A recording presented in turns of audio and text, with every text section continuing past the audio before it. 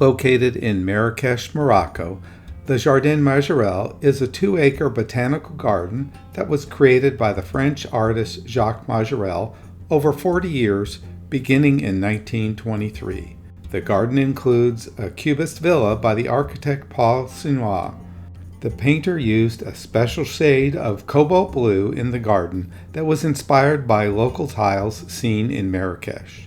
The garden fell into disrepair over the years and was purchased and restored by Yves Saint-Laurent and Pierre Berge.